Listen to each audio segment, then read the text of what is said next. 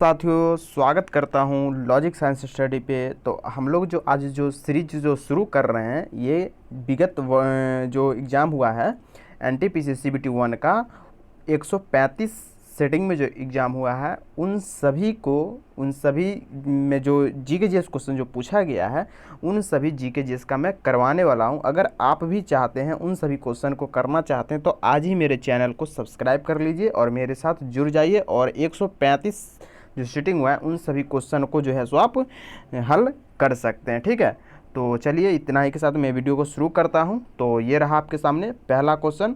तो आपके सामने पहला क्वेश्चन जो पूछा गया, जो मैं करवाने वाला हूं, सो आप देख सकते हैं 1-2-2021। ठीक है, 1-2-2021 का पूछा गया ये क्वेश्चन है। ठीक है ना, चलिए तो बात करेंगे पहला क्वेश्चन क्या था। तो पहला क्वेश्चन ये था कि एलपीजी का मतलब पूर्ण रूप क्या है। तो एलपीजी का पूर्ण रूप क्या है? तो लिक्विफाइड पेट्रोलियम गैस होता है। क्या होता है मेरे दोस्त? लिक्विफाइड पेट्रोलियम गैस होता है। थोड़ा सा एक सेकंड, चलिए। तो क्या होता है एलपीजी का पूर्ण रूप? लिक्विफाइड पेट्रोलियम गैस होता है, यानी ऑप्शन नंबर आपका इसमें सही हो जाएगा। ठीक है, ध्यान रखिएगा, ये क्वेश्चन बहुत बार रिपीट भी हुआ है। ठीक है, तो इसीलिए आपको ध्यान में भी रखना है सारा जीके जीएस जो भी पूछा गया है उन सभी का। अगर ग्रुप डी अगर तैयारी करें तो उसमें आपको एकदम समझिए कि रामबाण साबित होने वाला है। तो 100% आप ध्यान में रखिएगा, यही मैं आपसे कहना चाहता हूँ। चलिए आपके सामने अगला क्वेश्चन जो है, अगला क्वेश्चन क्या है कि दिलवारा का जो मंदिर है ये कहाँ स्थित है। तो दिलवारा का मंदिर जो है से ये आपको कहाँ देखने को मिल जाएगा? माउंट आबू में स्थित है। कहाँ स्थित है? माउंट आबू में स्थित है दिलवारा का मंदिर। उसके बाद अगला क्वेश्चन आपसे पूछा गया था कि भारत की संसद में पहला लोकपाल विधेयक कब पेश किया गया था।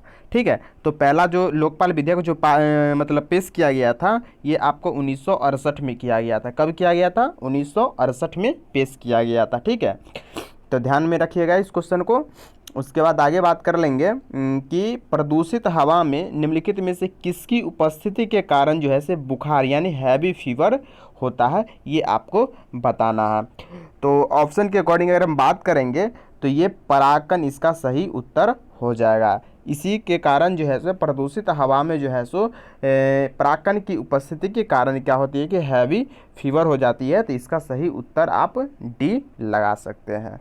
उसके बाद आपके सामने अगला प्रश्न जो पूछा गया था, अगला प्रश्न क्या था कि मानसून पूर्व वर्षा जो है सो केरल और कर्नाटक के तटीय क्षेत्रों में जो है से एक सामान्य घटना है। ठीक है, कहाँ कहाँ? केरल और कर्नाटक के तटीय क्षेत्रों में। तो कह रहा है कि स्थानीय तौर पर ये किस नाम से जाना जाता है, ये आपसे पूछा जा रहा है। तो मेरे दोस्त आपको ध्यान में रखना है कि मानसून पूर्व वर्षा जो है, जो आपको कहाँ केरल और कर्नाटक के तटीय क्षेत्रों में देखने को मिलता है, उसको आम वर्षा के रूप में जो है सो जाना जाता है। किस रूप में? आम वर्षा के रूप में जाना जाता है। अगला क्वेश्चन पूछा गया था कि विश्व रेड क्रॉस दिवस कब मनाया जाता है। तो विश्व रेड क्रॉस दिवस जो है सो ये आपका 8 मई को मनाया जाता है। कब मनाया जाता है? 8 मई को विश्व रेड क्रॉस दिवस मनाया जाता है।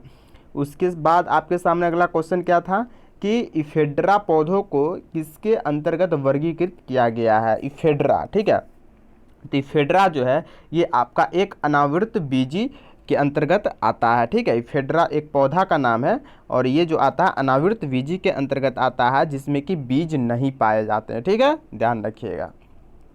उसके बाद आपके सामने अगला क्वेश्चन ये पूछा गया था, आधुनिक कंप्यूटर का जनक किसे माना जाता है। इसमें लगभग 80% स्टूडेंट गलत करते थे, क्योंकि उनको एक ही नाम पता था, चार्ल्स बेबेज। लेकिन उनको पता ही नहीं था कि आधुनिक अगर लगत गया शब्द तो इसका मतलब है कि उसका जो है से खोज कर दें, यानी इसका जनक जो है सो बदल जाएगा। तो मेरे दोस्त आपको ध्यान में रखना है कि आधुनिक कंप्यूटर अगर आपसे पूछे तो आप एलन ट्यूरिंग के साथ जाइएगा। अगर सीधे कंप्यूटर का अगर जनक आपसे पूछे तो आप चार्ल्स बेबेज के साथ जो है से जाइएगा। ठीक है, तो इसका जो सही उत्तर हो जाएगा आपका ऑप्शन नंबर बी हो जाएगा। ठीक है ना, आधुनिक पूछा गया ना, तो एलन ट्यूरिंग हो जाएगा। क्लियर है? चलिए आपके सामने अगला क्वेश्चन है कि अक्टूबर 2020 तक प्राप्त जानकारी के अनुसार भारत में सार्वजनिक क्षेत्र में बैंकों की संख्या कितनी है, ये आपसे पूछा गया था।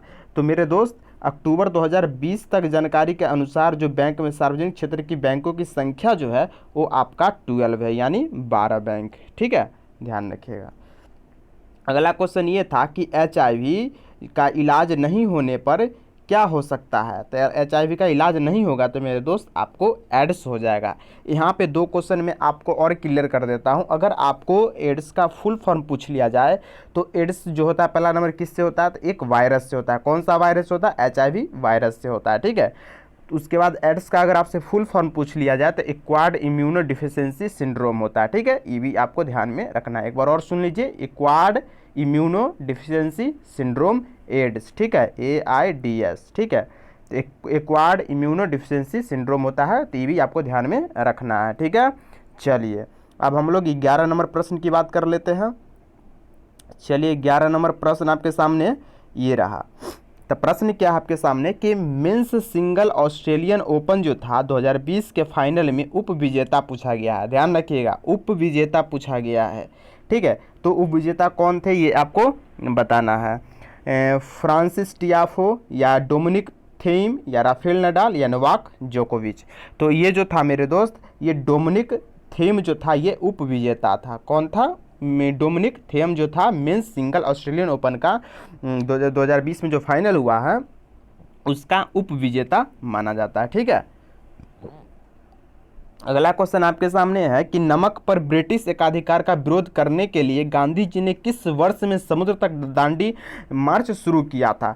तो मेरे दोस्त नमक पर जो है ब्रिटिश एकाधिकार का जो है इसी के विरोध में जो है से गांधी जी ने 1930 में जो है से समुद्र पर जो है से समुद्र तक पर दांडी मार्च का शुरू किया गया था। तो ये भी आपको ध्यान में रखिएगा। क्वेश्चन तो बहुत ईजी था लेकिन ऐसे नहीं पूछा गया दांडी मार्च कब शुरू किया गया। इसी को थोड़ा सा मतलब 1-2 लाइन में मतलब इसको कन्वर्ट करके तब पूछ लिया जाता है, उसके बारे में कुछ बता दिया जाता है, फिर उसके बाद आपसे पूछ लिया जाता है। तो थोड़ा बहुत आपको दिमाग लगाने की ज़रूरत पड़ेगी, तो ध्यान से पढ़िएगा क्वेश्चन को, फिर हल कीजिएगा। तो दांडी मार्च शुरू कब किया गया था? 1930 में किया गया था, ये आपसे पूछा जा रहा था। अगला क्वेश्चन आपके सामने ये पूछा जा रहा है कि निम्नलिखित में से कौन सी भारत की सबसे बड़ी तेल कंपनी है? ये पूछा जा रहा है। तो सबसे मतलब भारत की ये पूछा जा रहा है, तो भारत की सबसे बड़ी तेल कंपनी जो है so Indian oil corporation limited हो जाएगा, IOCL, ठीक है। ध्यान रखिएगा, इंडियन ऑयल कॉरपोरेशन लिमिटेड, ठीक है ना। ये भारत की सबसे बड़ी तेल कंपनी मानी जाती है। अगला क्वेश्चन आपके सामने 14 पूछा गया है कि भारत में प्रथम परमाणु बम का परीक्षण किस वर्ष किया गया था?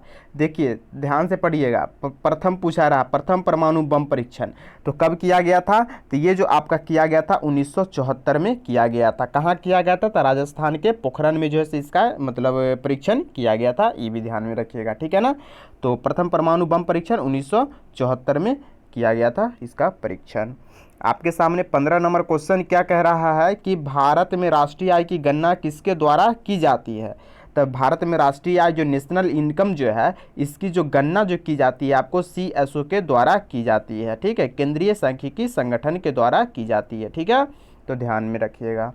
उसके बाद जैसे आपका 16 नंबर क्वेश्चन क्या कह रहा है कि निम्नलिखित में से किसने भारतीय प्रौद्योगिकी मरुस्थल मद्रास की पहली छात्रा के रूप भारत का राष्ट्रपति पुरस्कार 2019 जीतकर इतिहास रचा?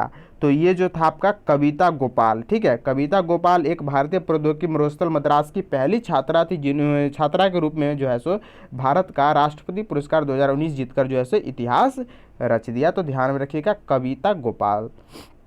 उसके बाद आपके सामने एक क्वेश्चन है 17 नंबर की प्रकाश वर्ष किसका यूनिट है? तो प्रकाश वर्ष जो है ये आपका एक डिस्टेंस यानी कि दूरी का यूनिट माना जाता है प्रकाश वर्ष को, ठीक है। तो ये आपको ध्यान में रखना है, ठीक है ना। चलिए उसके बाद अगला आपके सामने क्या क्वेश्चन पूछा जा रहा है कि भारत में इंटरनेट की जो शुरुआत हुई थी ये कब हुई थी? तो इंटरनेट की जो शुरुआत हुई थी मेरे दोस्त ये 15 अगस्त 1995 से शुरू की गई थी, ठीक है। कब से? 15 अगस्त 1995 को शुरू की गई थी। जलियांवाला बाग नरसंहार मतलब कब हुआ था ये आपसे पूछा जा रहा है। तो जलियांवाला का नरसंहार जो है ये आपको कब हुआ था? 13 अप्रैल 1919 को हुआ था। तो ऑप्शन नंबर सी आपके लिए ये सही उत्तर हो जाने वाला है, ठीक है। और कहाँ हुआ था? तो अमृतसर में हुआ था, ये भी आपको ध्यान में रखना है, ठीक है। चलिए उसके बाद अगला क्वेश्चन आपके सामने क्या है कि भारत में खिलाफत आंदोलन के बारे में क्या सही है? यह पाकिस्तान की मांग का एक आंदोलन था या एक भारत में मुगल शाही परिवार को पुनः बहाल करने के लिए आंदोलन था या यह तुर्की के सुल्तान के समर्थन में एक आंदोलन था, या यह जलियांवाला बाग के नरसंहार के खिलाफ एक आंदोलन था। तो भारत में जो खिलाफत आंदोलन जो हुआ था, इसके बारे में कह रहा है कि आपको सही कथन आपको बताना है। कौन कथन बताना है? सही कथन। तो ये मतलब आपका जो है से ये पाकिस्तान की मांग का एक आंदोलन था, बिल्कुल गलत। यह भारत की मुगल शाही परिवार को पुनः बहाल करने के लिए एक आंदोलन था, बिल्कुल गलत है ये भी स्टेटमेंट। और आपका स्टेटमेंट जो है सो डी भी गलत है, ठीक है। ऑप्शन स्टेटमेंट जो दिया हुआ है सी, ये आपका बिल्कुल सही है कि यह तुर्की के सुल्तान के समर्थन में एक आंदोलन था जिसका नाम था खिलाफत आंदोलन, ठीक है, ध्यान रखिएगा। चलिए उसके बाद जो है से आगे बात कर लेंगे। तो उसके बाद जो है से आगे आपके सामने जो क्वेश्चन है 21 नंबर, इसका जवाब दीजिए। चलिए थोड़ा सा, चलिए उम्मीद करते हैं आप दिखाई पड़ रहा होगा।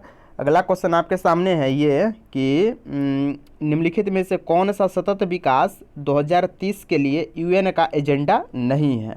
विश्व की कुल जनसंख्या में 1/3 तक की कमी, 2030 तक खाद्य सुरक्षा जो है प्राप्त करना, गरीबी कहीं भी किसी भी रूप में हो उसे समाप्त करना, राष्ट्र के भीतर और राष्ट्र के मध्य असमानता को कम करना। तो ये 2030 के लिए यूएन यूनाइटेड नेशन जो है उसका कौन सा एजेंडा नहीं था, ये आपसे पूछा जा रहा है। तो ये आपका जो ऑप्शन नंबर ए जो होगा ये सही हो जाएगा। ये जो है से कह रहा है कि विश्व की कुल जनसंख्या में 1/3 तक की कमी जो कह रहा है, ये ऐसा कोई एजेंडा नहीं था यूनाइटेड नेशन का। 2030 तक का एजेंडा में ये शामिल है ही नहीं। तो आपका जो उत्तर हो जाएगा, यही उत्तर हो जाएगा कि विश्व की कुल जनसंख्या में 1/3 तक की कमी, ये बिल्कुल गलत है। उसके बाद आपके सामने जो अगला क्वेश्चन क्या है कि घरों के बाहर फर्श को सजाने के लिए कला की निम्न में से किस शैली का जो है सो उपयोग किया जाता है? ध्यान से पढ़िए। घरों के बाहर फर्श को सजाने के, फर्श जो होती है ना, उसको सजाने के लिए कौन सी कला का जो है से प्रयोग किया जाता है, कौन सी कला शैली है, ये पूछा जा रहा है आपसे। तो ये जो आपका दिया हुआ है मधुबनी है, कोलम है, वारली है, मेहंदी है। तो इसमें से जो है आपका जो सही उत्तर हो जाएगा कोलम। कोलम शैली का जो है से बाहर, घरों के बाहर फर्श को सजाने के लिए कला के रूप में जो है से प्रयोग किया जाता है कोलम शैली को, ठीक है, ध्यान रखिएगा। अगला क्वेश्चन आपके सामने ये रहा कि भारत में महाभियोग की प्रक्रिया द्वारा किसके पद से नहीं हटाया जा सकता है? तब महाभियोग की प्रक्रिया तो आप लोग जानते ही हैं कि राष्ट्रपति को अनुच्छेद 61 के तहत जैसे उनको महाभियोग लगाया जा सकता है, लेकिन आपको ध्यान में रखना है कि भारत के जो प्रधानमंत्री होते हैं उनको आप महाभियोग की प्रक्रिया से जो है सो आप नहीं हटा सकते हैं, ठीक है। तो इसीलिए आपका उत्तर नंबर जो होगा डी सही हो जाएगा। दीफू दर्रा के बारे में पूछा रहा है कि आप दीफू दर्रा कहाँ पे देखते हैं आप? तो दीफू दर्रा जो स्थित है मेरे दोस्त, ये आपको अरुणाचल हिमाचल में जो है सो ये स्थित है। कहाँ पे? अरुणाचल हिमाचल में दीफू दर्रा आपको देखने को मिलने वाला है। उसके बाद आपके सामने जो अगला क्वेश्चन ये पूछा गया कि भारत का कौन सा शहर dendrite of Asia of automobile capital के नाम से लोकप्रिय है? क्या है? डेंड्राइट ऑफ एशिया और ऑटोमोबाइल कैपिटल के नाम से लोकप्रिय है। तो कौन सा है? तो ये आपका हो जाएगा चेन्नई। चेन्नई एक ऐसा शहर है जो डेंड्राइट ऑफ एशिया और ऑटोमोबाइल कैपिटल के लिए क्या है? एक लोकप्रिय है, ठीक है, ध्यान रखिएगा। और चेन्नई किसका मतलब राजधानी मानी जाती है? तो तमिलनाडु का मानी जाती है, ये भी आपको ध्यान में रखना है। चलिए अगला क्वेश्चन आपके सामने है कि दक्षिणी ध्रुव पर पहुंचने वाली भारतीय सेवा की पहली महिला अधिकारी का नाम बताना है। दक्षिणी ध्रुव पर यानी साउथ पोल की बात किया जा रहा है यहाँ पे। कौन सा पहली भारतीय सेवा की पहली महिला अधिकारी थी जिन्होंने दक्षिण ध्रुव पर पहुंच गई थी? तो ये जो है आपका अपर्णा कुमार, ठीक है। क्या है? अपर्णा कुमार जो थे वो साउथ पोल पर पहुंचने वाली भारतीय सेवा की पहली महिला अधिकारी थी, ठीक है, ध्यान रखना है। अगला क्वेश्चन आपका था कि कौन सा एशिया का पहला स्टॉक एक्सचेंज है? तो एशिया का अगर आपसे पूछा जाएगा तो एशिया का सबसे पहला स्टॉक एक्सचेंज जो है बॉम्बे स्टॉक एक्सचेंज है। कौन सा है? बॉम्बे स्टॉक एक्सचेंज एशिया का पहला स्टॉक एक्सचेंज है। क्लियर है ना? चलिए आपके सामने अगला क्वेश्चन कि निम्नलिखित में से कौन से विटामिन में ईस्ट प्रचुर मात्रा में पाया जाता है? ठीक है, ईस्ट के बारे में पूछा जा रहा है आपसे। तो कौन से विटामिन में? तो विटामिन बी की हम बात करेंगे कि विटामिन बी में जो है सो ईस्ट प्रचुर मात्रा में पाया जाता है। क्लियर है? चलिए, उसके बाद विटामिन सी जो है सो आपको विटामिन सी का अगर नाम बात करेंगे तो विटामिन सी को क्या बोलते हैं, एस्कॉर्बिक एसिड बोलते हैं। विटामिन के को क्या मतलब विटामिन के का क्या वर्क है, इसका काम है कि मतलब खून के थक्के को मतलब थक्के को जमाना, ठीक है। उसके बाद आपको जो विटामिन ए रतौंधी वगैरह में जो है इसकी ज़रूरत पड़ती, मतलब विटामिन ए की कमी से रतौंधी रोग हो जाती है, ठीक है। तो ये सब आपको ध्यान में रखना है। उसके बाद अगला क्वेश्चन है कि यंग बंगाल, ठीक है, आंदोलन किसने शुरू किया था। तो यंग बंगाल आंदोलन जो थे ये हेनरी विवियन डिरोजियो ने शुरू किया था। कौन किया था, हेनरी विवियन डिरोजियो ने यंग बंगाल के आंदोलन को शुरू करने वाला ये व्यक्ति था, ठीक है। तो चलिए अब हम लोग चलेंगे 30 नंबर पे बात करेंगे, 30 नंबर क्वेश्चन का। तो 30 नंबर क्वेश्चन जो आपके सामने रहा ये है कि भारतीय राष्ट्रीय कांग्रेस की पहली भारतीय महिला अध्यक्ष कौन थी। भारतीय राष्ट्रीय कांग्रेस की पहली भारतीय महिला अध्यक्ष पूछ रही है। तो पहली भारतीय लगा हुआ है, ध्यान से क्वेश्चन को पढ़ने की जरूरत है मेरे दोस्त, नहीं तो क्वेश्चन गलती कर रहे हैं स्टूडेंट सब, तो ये आपको भी थोड़ा सा कंसस होकर के आपको पढ़ना पड़ेगा। भारतीय पूछा गया है तो आप सरोजिनी नायडू को टिक कीजिएगा। अगर आपको भारतीय नहीं पूछा जाता, सिर्फ पूछा जाता भारतीय राष्ट्रीय कांग्रेस की महिला अध्यक्ष कौन थी, तो आपको एनी बेसेंट पे जाना था, लेकिन पूछ रहा है भारतीय, तो आप सरोजिनी नायडू के साथ जाइएगा। चार मीनार निम्नलिखित में से किस शहर में स्थित है, ये आपसे पूछ लिया गया था। तो चार मीनार जो है सो आपका कहाँ स्थित है, हैदराबाद में स्थित है चार मीनार, ठीक है। चलिए अगला क्वेश्चन आपके सामने के जिला और सत्र न्यायाधीश के मतलब डैश के सीधे निमंत्रण के अधीन कार्य करते हैं। जिला और सत्र न्यायाधीश जो होते हैं मेरे दोस्त किसके अंतर्गत काम करते हैं डायरेक्ट, तो ये राज्य के उच्च न्यायालय के सीधे निमंत्रण के अधीन जो है सो कार्य करते हैं जिला और सत्र न्यायाधीश जो होते हैं वो, ठीक है। मतलब हाई कोर्ट जो होते हैं ना राज्य के, उसके अंतर्गत जो है सो ये लोग काम करते हैं, तो ये भी आपको ध्यान में रखना है। उसके बाद क्या क्वेश्चन पूछा गया था कि पूना समझौते पर किस किस ने हस्ताक्षर किए थे। पूना पैक्ट जो हुआ था मेरे दोस्त 1932 में हुआ था, पता ही होगा आप लोग को। पूना पैक्ट 1932 में हुआ था, जिसमें जो हस्ताक्षर जो किए थे मेरे दोस्त MK गांधी यानी गांधी जी थे, और BR अम्बेडकर जो है वो जो है से ये दोनों जो है से पूना समझौते पर जो है से हस्ताक्षर किए थे, यही पूछा जा रहा है। तो आपका ऑप्शन नंबर क्या हो जाएगा सही, ऑप्शन नंबर बी के साथ आप जा सकते हैं। अगला क्वेश्चन आपके पास है कि जीन पियरे हैरिसन द्वारा लिखी गई निम्न में से कौन सी पुस्तक कल्पना चावला जो है उनके जीवन पर आधारित है, कौन सा इसमें से पुस्तक है, ये आपको बताना है। तो ये पुस्तक का नाम आपको ध्यान में रखना है, बहुत बार पूछा जाता है कि द एज ऑफ टाइम, क्या है, द एज ऑफ टाइम जो ये पुस्तक है इसमें क्या है कि कल्पना चावला जो थे उनके जीवन पर आधारित ये पुस्तकें हैं, और ये जो पुस्तक जो लिखे थे जीन पियरे हैरिसन द्वारा ये पुस्तक लिखी गई थी। कभी कभी उल्टा आपसे पूछ लिया जाएगा कि द एज ऑफ टाइम के जो पुस्तक है वो पुस्तक किनके द्वारा लिखा गया था, ठीक है, कोई बड़ी बात नहीं है। तो ये जो है आपको दोनों फैक्ट आपको याद रखना है कि पुस्तक जो लिखा गया था जीन पियरे हैरिसन के द्वारा लिखा गया था, और ये पुस्तक में जो है कल्पना चावला के जीवन पर आधारित ये पुस्तक है, ठीक है। ये दोनों फैक्ट आपको ध्यान में रखना है। हम आगे बात करेंगे आपके सामने कि राज्य के नीति निर्देशक जो है ये सिद्धांत का उल्लेख जो है भारतीय संविधान के निम्नलिखित में किस भाग में किया गया है। तो ये जो है से आपका भाग 4 में किया गया है। और बात करेंगे कि क्वेश्चन ये भी पूछ लिया जाता है कि राज्य के नीति निर्देशक सिद्धांत जो है से कौन सा देश से लिया गया था। तो ये DPSP जो है मेरे दोस्त आयरलैंड से लिया गया है, ठीक है। और ये जो है से भाग 4 में इसका जो है से वर्णन किया गया है, ठीक है। तो ये भी आपको ध्यान में रखना है। अगला क्वेश्चन ये पूछ लिया गया था कि वैश्विक खुशहाली रिपोर्ट पहली बार जैसे किस वर्ष प्रकाशित की गई थी, खुशहाली रिपोर्ट, ठीक है। तो खुशहाली रिपोर्ट जो है सो कब प्रकाशित की, किस वर्ष प्रकाशित की गई थी, पहली बार पूछा जा रहा है ना, कब प्रकाशित की गई थी। तो 2012 से जो है से ये शुरू हुआ था, यानी 2012 में प्रकाशित की गई थी पहली बार, जिसमें कि वैश्विक खुशहाली रिपोर्ट की जो है सो रिपोर्ट आई थी, ठीक है, कब, 2012 में। क्लियर है। चलिए अगला क्वेश्चन आपके सामने है कि पेनिसिलियम एक क्या है। तो आप सभी जानते हैं कि पेनिसिलियम एक फंगस है, यानी एक कवक के रूप में माना जाता है पेनिसिलियम को, ठीक है। तो ध्यान रखिएगा। अगला क्वेश्चन आपके सामने 38 नंबर के कौन सा ऊर्जा एक नवीकरणीय स्रोत है। नवीकरणीय पूछा जा रहा है, तो नवीकरणीय जो है ये आपका जो हो जाएगा संश्लेषण गैस हो जाएगा। कौन सा? संश्लेषण गैस अकॉर्डिंग टू ऑप्शन, ठीक है। तो ये नवीकरणीय जो है स्रोत हो जाएगा। और नवीकरणीय में आपका कोयला हो जाएगा, पेट्रोलियम हो जाएगा, प्राकृतिक गैस हो जाएगा, ये सब आपका अनवीकरणीय में होगा। लेकिन संश्लेषण गैस जो है पवन ऊर्जा, मतलब ये सब जो है सो ये सब आपका जो है सो किस में आ जाएगा? नवीकरणीय ऊर्जा स्रोत के अंतर्गत ये सब आता है, ध्यान रखिएगा। अगला क्वेश्चन कि विश्व के सबसे अधिक प्राकृतिक गैस भंडार किस देश में है? तो विश्व के सबसे अधिक प्राकृतिक गैस भंडार जो है ये आपका रूस में है। कहाँ है? रूस में है विश्व के सबसे अधिक प्राकृतिक गैस भंडार। ठीक है, अगला क्वेश्चन आपके सामने लास्ट क्वेश्चन है। 40 क्वेश्चन ही आता था ना CBT 1 में, जो क्वेश्चन आता था 60 में आपको 30 का मैथ, 30 का रीजनिंग और 40 आपका इसमें साइंस और प्लस में स्टैटिक और प्लस में करंट जो भी आते हैं, GK GS आता है सारे।